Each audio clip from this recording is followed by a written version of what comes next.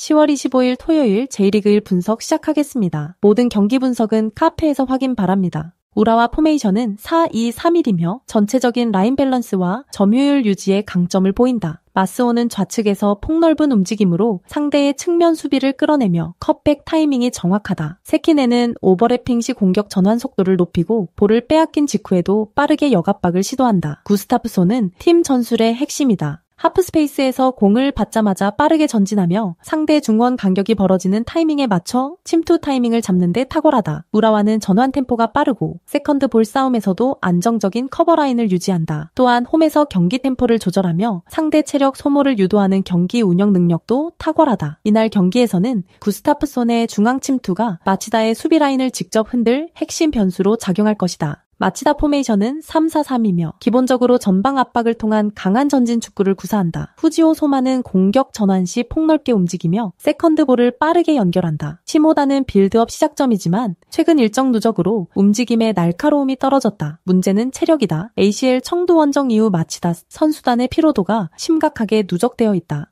전방 압박이 풀리는 순간 중원 간격이 벌어지고 수비 라인과의 거리도 넓어진다. 이로 인해 세컨드볼 회수가 원활하지 않고 하프라인 뒤 공간이 자주 노출되고 있다. 3백 구조는 본래 커버 밸런스가 중요하지만 지금의 마치다는 수비 가담 타이밍이 한 박자 늦다. 따라서 상대의 전진 패스 한두 번만으로 박스 근처까지 침투를 허용할 가능성이 높다. 우라와는 구스타프손의 침투 타이밍과 전환 속도에서 완성도를 높이며 홈에서 주도적인 경기 운영이 가능하다. 마치다는 ACL 원정 여파로 체력적으로 한계가 뚜렷하고 중원 압박이 풀리며 수비 간격이 벌어지고 있다. 결국 우라와가 템포를 주도하며 경기 전반을 통제할 가능성이 높고 홈에서 확실히 웃을 가능성이 크다. 가시와 포메이션은 3-4-3이며 측면을 활용한 전개 구조가 팀 전술의 핵심이다. 카키타는 최전방에서 수비 라인을 끌어내며 하프스페이스에 공간을 만드는 역할을 담당한다. 고이즈미는 중원에서 템포를 조율하며 볼 순환의 중심에서 경기 리듬을 유지한다. 야마다는 대탈련 좌측에서 인버전과 언더랩을 자유롭게 오가며 코너 플래그 부근에서 안쪽으로 찔러 들어가는 움직임이 매우 날카롭다. 이 패턴은 상대 수비가 리커버리 타이밍을 놓치면 바로 컷백 루트로 이어지며 박스 안에서 고이즈미가 2차 슈팅을 노리는 구조로 이어진다. 또한 가시와는 전방, 압박 후 빠른 전환으로 공격 템포를 유지하며 홈 경기에서의 빌드업 완성도가 매우 높다. 중앙에서의 짧은 패스 교환 이후 좌우로 폭을 넓히는 움직임이 안정적으로 반복되고 있다. 그래서 이번 경기에서도 야마다의 측면 침투와 고이즈미의 템포 유지가 공격의 핵심 축이 될 전망이다. 요코하마 포메이션은 3-4-3이며 루케안과 주앙 파울루가 전방에서 공격의 축을 형성한다. 그러나 좌측 풀백에 리커버리 타이밍이 늦어 측면 뒷공간이 반복적으로 노출되는 약점이 있다. 이로 인해 상대 윙어의 침투에 대한 커버가 늦고 세컨드 라인의 지원 타이밍이 맞지 않는다. 오구라는 공격 전개에서 기여도가 높지만 수비 전환 시 커버링 범위가 넓지 않아 공간이 비게 된다. 이러한 구조는 상대의 빠른 언더랩 플레이에 매우 취약하며 컷백 루트를 반복적으로 허용하는 결과로 이어진다. 또한 중원 압박이 약해 상대에게 빌드업 주도권을 쉽게 내주는 흐름이 잦다. 결국 경기 후반으로 갈수록 체력 소모가 가중되며 수비 블록의 응집력도 떨어지는 경향이 있다. 전술적 균형이 무너질 때마다 수비 라인이 흔들리고 박스 근처에서의 집중력 저하가 실점으로 직결되고 있다. 가시와 레이솔은 측면 언더랩과 컷백 루트를 완벽히 활용하며 상대 뒷공간을 공략할 전술적 준비가 되어 있다. 반면 요코하마 FC는 리커버리 타이밍이 느리고 수비 밸런스가 불안정하다. 결국 이 경기는 가시와의 측면 공세와 공격 템포 유지력이 빛을 발하며 홈에서 승리를 거둘 가능성이 높다. 리커버리 타이밍의 격차가 승패를 가를 핵심 변수다. FC 도쿄 포메이션은 4-4-2이며 코이즈미는 전방에서 하프 스페이스로 파고드는 움직임이 날카롭다. 그는 중앙과 측면 사이의 공간을 비스듬히 침투하며 단 한 번의 일자 패스로 라인을 찢는 전술적 핵심이다. 나카가와는 좌측에서 폭발적인 돌파로 수비 라인을 벌려놓고 그 틈으로 다와라치미다가 이선에서 침투해 세컨드볼을 연결한다. 이 연쇄 움직임이 이어지면 도쿄는 단순히 점유가 아닌 리듬 있는 압박 대응형 전개 산모를 완성한다. 중원에서는 다와라치미다가 템포 조절을 맡으며 공의 흐름을 한 템포 늦추거나 빠르게 가져가는 리듬 플레이를 통해 경기의 박자를 잡는다. 또한 도쿄는 전진 압박 시점이 명확하며 전방에서부터 볼을 탈취한 뒤 3부터 4패스로 곧바로 박스 안을 공략한다. 특히 코이즈미가 하프스페이스로 들어오는 순간 나카가와가 반대 측면으로 빠져 수비 강역을 넓히는 구조는 오카야마의 압박을 정면으로 파괴할 수 있는 해법이다. 이러한 전술적 밸런스는 홈에서 더욱 안정적으로 작동하며 경기 초반부터 강한 템포로 상대를 몰아붙일 가능성이 높다. 오카야마 포메이션은 3-4-3이며 전방 압박의 첫 줄은 매우 공격적이다. 이치미는 전방에서 압박 강도를 높여 상대 빌드업을 차단하지만 문제는 그 뒤 커버 라인이 비어있어 간격이 쉽게 벌어진다는 점이다. 아타루는 중원에서 압박 시 타이밍을 자주 놓치고 후지타는 하프스페이스 커버가 늦어 결국 수비 블록의 간격이 무너지는 장면이 자주 연출된다. 압박 강도가 강해질수록 두 번째 라인이 비는 구조적 한계가 뚜렷하다. 그래서 한번 압박이 뚫리면 뒤 공간이 넓게 열리며 상대의 빠른 전환 플레이에 쉽게 실점 위기를 맞이한다. 특히 하프스페이스 커버 실패로 인해 코이즈미 같은 전방 침투형 자원에게는 결정적인 찬스를 허용할 가능성이 높다. FC 도쿄는 하프스페이스 공략과 빠른 템포 전환으로 경기를 풀어나간다. 코이즈미의 침투와 나카가와의 폭넓은 움직임은 전술의 완성도를 높이고 오카야마의 간격 붕괴를 유도하는 핵심 요소다. 결국 이 경기는 도쿄가 홈에서 압박을 무력화시키며 전술적 우위로 승리를 가져갈 가능성이 높다.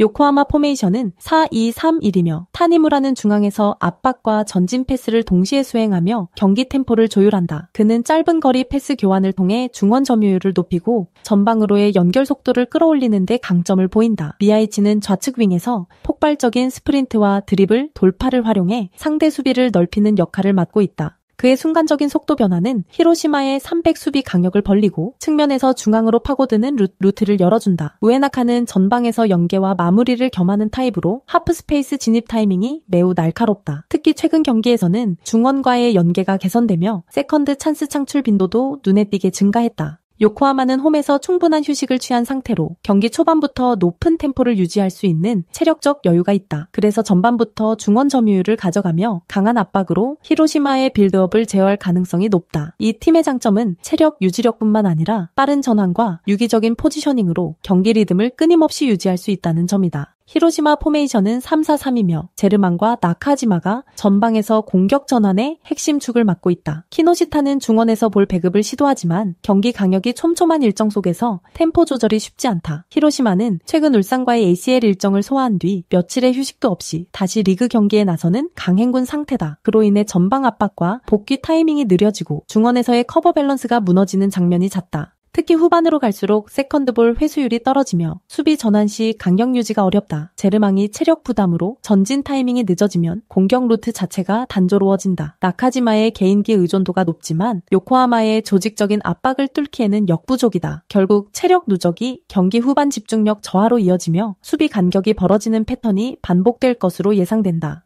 요코하마는 홈의 이점을 살려 초반부터 높은 템포를 유지하며 경기 흐름을 주도할 것이다. 반면 히로시마는 강행군의 여파로 전환 속도와 압박 강도 모두 떨어져 경기 후반 집중력 유지가 어렵다. 이번 경기는 체력적 우위와 전술적 밸런스가 완벽히 결합된 요코하마, 마리노스가 승리를 가져갈 가능성이 매우 높다.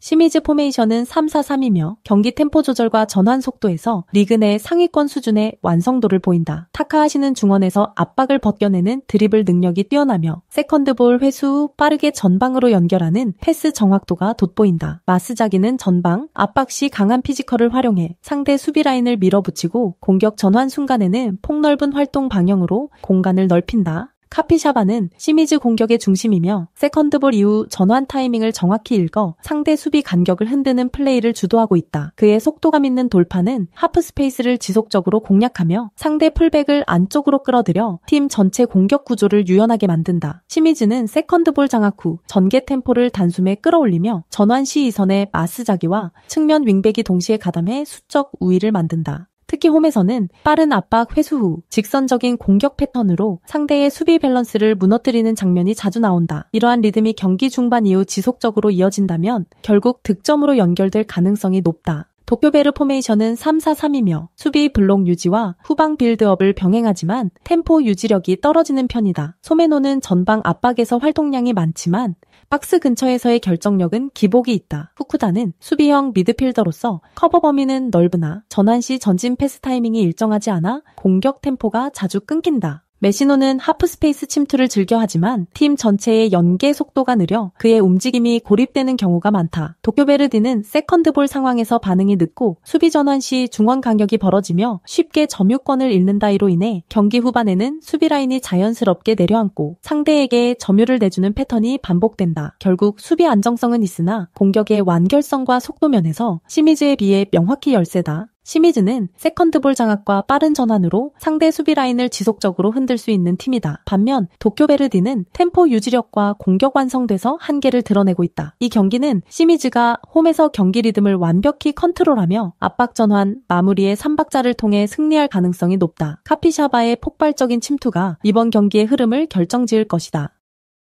나고야 포메이션은 3-4-1-2이며 키무라는 빌드업의 시작점으로서 후방에서 볼을 전진시키지만 압박이 강한 팀을 상대로는 패스 선택이 제한된다. 모리는 중앙 수비를 이끌며 제공권 싸움에서는 강점을 보이지만 측면 커버링 시반 박자 늦는 장면이 잦다. 이즈미는 이선에서 연결 플레이를 시도하지만 볼 터치가 많고 전환 속도가 느려 공격 템포를 끊는 경우가 있다. 나고야의 전술적 특징은 수비의 블록을 낮게 형성하고 역습으로 전환하는 구조지만 최근 들어 라인 간 간격 유지가 흔들리고 있다. 특히 하프스페이스 침투 대응이 불안해. 상대가 낮은 크로스를 시도할 때 세컨드볼 커버가 늦다. 중앙 미드필더들의 수비 가담 타이밍도 일정하지 않아 2차 볼 처리 후 두 번째 실점으로 이어지는 경우가 반복된다. 공격에서는 전방 압박이 약하고 세컨드볼 회수율이 떨어져 점유율이 쉽게 상대에게 넘어가는 흐름이다. 결국 수비 중심의 운영에도 불구하고 측면 압박 대응이 허술한 것이 가장 큰 리스크로 작용하고 있다. 간바 오사카 포메이션은 4-2-3-1이며 툰맷은 전방에서 순간적인 타이밍으로 박스 안을 파고드는 스트라이커다. 그는 낮은 크로스에 대한 반응 속도가 빠르고 마무리 감각이 날카롭다. 윌튼 펠리페는 상대 수비를 등지는 포스트 플레이뿐 아니라 좌우 전환, 타이밍에 맞춰 뒷공간을 파고드는 움직임이 뛰어나다. 우사미 다카시는 중앙에서 볼 배급과 전환 속도의 중심을 잡으며 공격 리듬을 조율한다.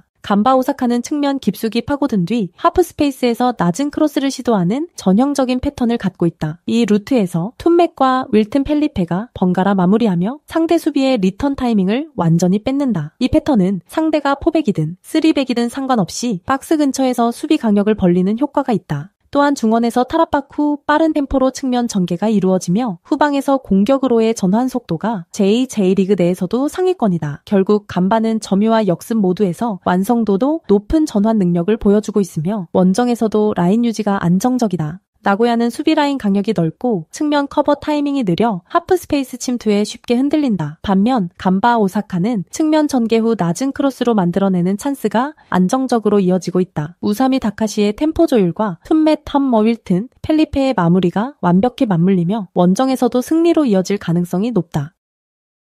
교토상가 포메이션은 4-3-3이며 라파엘 엘리아스가 전방에서 라인을 끌어당기며 전방 압박의 시발점이 된다. 그는 피지컬을 앞세워 수비수를 등지고 순간 방향 전환으로 박스 안을 파고드는 능력이 탁월하다. 하라는 중원에서 템포를 조절하며 좌우로 볼을 분산시켜 하프스페이스로의 전환을 유도한다. 다케다는 이선 침투 타이밍이 뛰어나며 엘리아스가 수비를 끌어낸 뒤 그 틈으로 빠르게 진입해 마무리 각을 만든다. 교토는 공격 시 좌우 간격을 넓게 가져가며 하프스페이스를 중심으로 전진 패턴을 구축한다. 최근 가미의 수비 간격이 벌어지면서 상대에게 전진 공간이 열리고 있고 이 틈을 라파엘 엘리아스가 정확히 파고드는 장면이 많다. 엘리아스가 수비를 끌어내면 이선 자원들이 연쇄 침투로 박스 점유를 늘리며 이 패턴이 반복될수록 상대는 압박 타이밍을 잃는다. 그래서 공격 리듬이 끊기지 않고 세컨드볼 회수 후 다시 박스로 몰아붙이는 템포 유지형 전진 빌드업이 완성된다. 가시마 포메이션은 4-4-2이며 기본적으로 중원 안정에 초점을 맞춘다. 스즈키는 제공권 싸움에서는 강점을 보이지만 압박 회피 후 전환 속도가 느려 찬스 연결이 매끄럽지 않다. 엘베르는 개인 기량이 뛰어나지만 수비로 복귀하는 과정에서 에너지가 많이 소모되어 공격 시 집중력이 떨어진다. 푸나바시는 측면에서 빠르게 오버래핑하지만 중앙 커버가 약해지며 수비 밸런스가 흔들린다. 최근 경기에서 가미가 좌우 간격을 좁히지 못하며 하프스페이스가 쉽게 열리는 장면이 반복되고 있다. 그래서 중원 압박이 약해질 때 상대 이선이 자유롭게 움직이며 위협적인 장면을 자주 만들어낸다. 이 약점은 엘리아스와 다케다의 연계형 공격 루트에 완전히 노출될 가능성이 높다. 결국 가시마는 수비 전환에서 한 박자씩 늦으며 경기 후반으로 갈수록 밸런스 붕괴가 나타날 수 있다. 교토는 라파엘 엘리아스의 침투와 하프스페이스 활용으로 공격의 리듬을 완성하고 있다. 가시마는 수비 강력 유지와 커버 타이밍이 늦어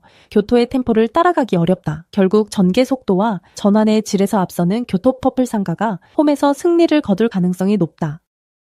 오사카 포메이션은 4-2-3-1이며 공격의 중심축은 루카스 페르난데스다. 그는 오프 더 볼 무브로 수비 간극을 파고들며 하프 스페이스에서 순간적으로 방향을 바꿔 침투 타이밍을 만든다. 이 움직임은 가와사키 수비 라인의 커버 타이밍을 흔들며 전방에서 1대1 찬스를 자주 만들어낸다. 나카야마는 좌측에서 볼을 끌며 템포를 조절하고 루카스의 침투 시점에 맞춰 크로스 타이밍을 맞춘다. 카가와 신지는 중앙에서 볼을 받아 짧은 패스로 연결하며 공격 전개 속도를 높이는 연결 고리 역할을 수행한다. 세레소는 홈에서는 라인을 높게 유지하며 전방 압박으로 상대 빌드업을 제어하는 구조를 선호한다. 후방 빌드업도 안정적이며 중원에서의 점유율이 높아 전체적인 경기 리듬을 장악하는 힘이 있다. 특히 루카스 페르난데스의 움직임은 단순한 침투를 넘어 상대 수비의 밸런스를 무너뜨리는 전술적 요소로 작동하고 있다. 가와사키 포메이션은 4-2-3-1이며 에리손이 최전방에서 피지컬을 활용해 버티며 공격의 기점을 만든다. 다치바나다는 중원에서 넓은 시야를 바탕으로 빌드업에 관여하지만 압박이 강할 때는 패스 선택이 느려진다. 오제키는 오른쪽 측면에서 공격을 전개하지만 수비 전환 시 복귀 속도가 느려 측면 뒷공간이 자주 노출된다. 팀 전체가 하프라인 위에서 수비라인을 유지하는데 이때 커버 타이밍이 느려 뒷공간이 쉽게 열리는 경향이 있다. 특히 좌우 풀백 간의 커뮤니케이션이 불안해 세컨드볼 대처가 늦어지는 장면이 많다. 전방 압박 강도가 일정하지 않아 중원에서 공간이 발생하며 상대가 템포를 빠르게 가져가면 수비 밸런스가 무너진다. 최근 경기에서는 후반 체력 저하로 인해 라인이 점점 무너지고 빌드업 미스가 실점으로 이어지는 흐름이 반복되고 있다. 결국 커버 속도의 불안정함이 세레소의 빠른 전환 공격에 취약하게 작용할 가능성이 높다. 세레소는 루카스 페르난데스의 타이밍 침투와 카가와의 연결 플레이로 경기의 주도권을 잡을 가능성이 높다. 반면 가와사키는 하프라인 유지와 커버 타이밍에서 불안정함이 뚜렷하다. 결국 전술 완성도와 공격 타이밍에서 앞선 세레소가 홈에서 승리를 챙길 것으로 보인다. 저희 소통방에서는 조합픽 및 경기 정보를 365일 무료로 운영 중입니다. 댓글 확인하시고 소통방은 텔레그램으로 운영됩니다. 구독, 좋아요, 추천하기 누르시면 적중에 큰 도움이 됩니다. 구독 누르시고 보다 빠르게 분석글 받아보시기 바랍니다. 항상 적중을 기원합니다. 가정의 앞날에 행복이 가득하시길 바랍니다. 감사합니다.